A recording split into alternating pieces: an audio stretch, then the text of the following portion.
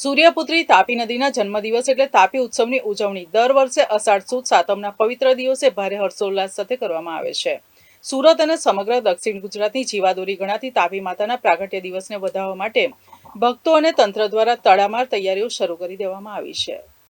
દર વર્ષે અષાઢ સુદ સાતમના દિવસે સુરત અને દક્ષિણ ગુજરાતની જીવાદોરી સમાન સૂર્યપુત્રી તાપી નદીનો જન્મદિવસ એટલે કે જન્મોત્સવ ભારે ધામધૂમથી ઉજવવામાં આવતો હોય છે। ત્યારે આ પાવન અવસરે તાપી નદી કિનારે વિશેષ પૂજા અર્ચના, મહાઆરતી અને નદી માતાને ભવ્ય ચુંદડી અર્પણ કરવાનો રિવાજ પણ છે। આ ઉજવણીની મુખ્ય વિશેષતાઓમાં પૂજા અને મહાઆરતી જે સુરતના વિવિધ ઓવારાઓ જેમ કે કુરુક્ષેત્ર, સ્મશાનઘાટ, નાવડી ઓવારો, જહાંગીરપુરા પર સંતો, મહંતો અને ભક્તો દ્વારા તાપી માતાની મહાઆરતી કરવામાં આવે છે અને સાથે ચુંદડી મહોત્સવ થકી નદી માતાને 151 કે 1100 મીટર લાંબી વિશાળ ચુંદડી અર્પણ કરવામાં આવે છે।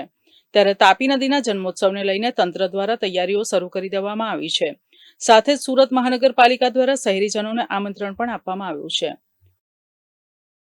અષાઢ સુદ સાતમના દિવસે તાપી માતાનો જન્મદિવસ એટલે કે જન્મોત્સવ મનાવવામાં આવતું હોય છે।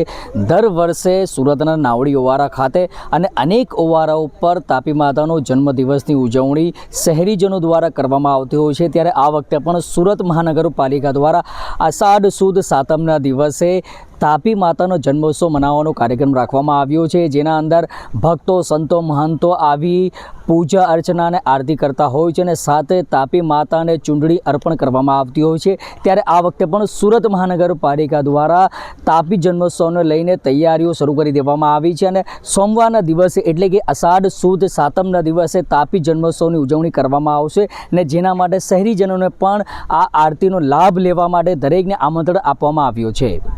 કેમેરા પર્સન અલમાઝ ખાન સાથે એજાઝ શેખ, સુરત।